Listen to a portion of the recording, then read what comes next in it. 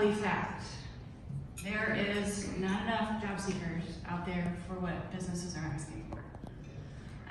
Based on the old model of how we used to operate things. So what does this look like? When a job seeker comes to a job fair, at least 3 jobs are available to that job seeker walking the board. So I tell students, I tell job seekers, go to those job fairs because it's a competition in your favor. HR managers are telling me the horrible, horrible stories. I had the choice between the job seeker who came in their PJs and the one who didn't talk to me and stared at their cell phone the whole interview. It's very challenging.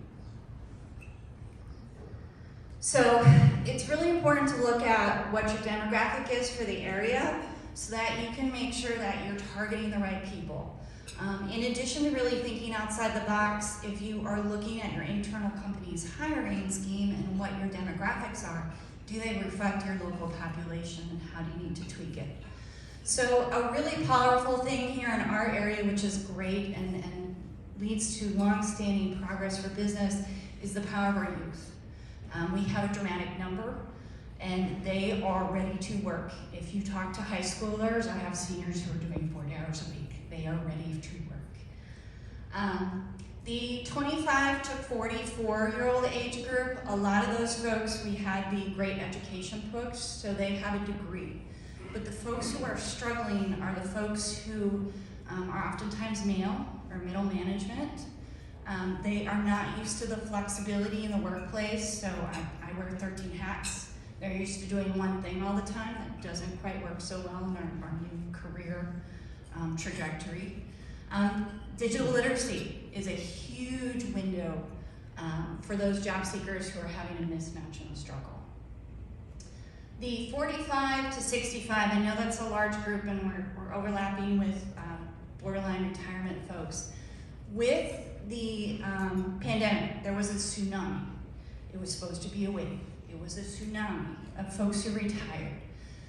They are oftentimes looking to come back in the workforce. They're having a harder time. The old recession model used to be you could go into consulting. They're not finding the support, the funding, or they have the experience or the demand for those services. So they're looking into new careers. Sometimes it's a whole new educational switch. The other thing is accessibility in the workplace. We redid major pieces of our career center to make it visually friendly. We have these huge keyboards for folks to come in. They don't even have to ask, it's just available.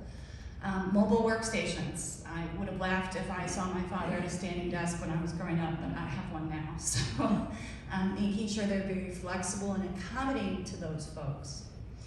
On the other side of that demographic piece that it's valuable to look at is the education component. We have a very diverse, broad educational piece here, but we have a number of folks that are high school equivalent, less, or just a little bit, and this is where we have some work to do. Job seekers, the new hot term is credentials. What can I stack in the short term to get me to a better career?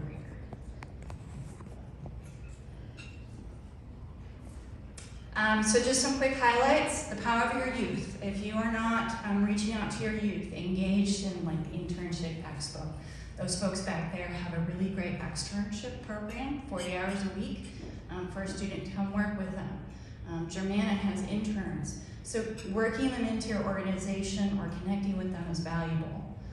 There's a huge underserved population that I talked about previously. We have more refugees in this area than we have before, so making sure your workplace has second language learning flexibility. I have more larger employers that are hiring in-house like call center lines so that all their employees can understand the documents and the conversations occurring in the language that best suits their understanding. The Great Recession and the Great Education, you still have folks who are doing money hopping. So if you can show them how they can work their way through your organization, you're better able to retain them. And then again, we talked about investing in the seniors. They are not to be disconnected, they are to be integrated if you want some long-standing commitments to your business. This is one of the tools. We work with a lot of organizations that are trying to develop. It's a visual of how people can navigate their internal offerings. They can understand wages and how they can move forward, because a lot of people want to money hop to the next big dollar. So they need to see what's the next big opportunity for them. The other thing is that educational piece. A lot of companies cut trainers and funding and left it up to the person to do professional development. Well, if that person's going to make that investment, they want to know what the payoff's going to be. What do I need to move up?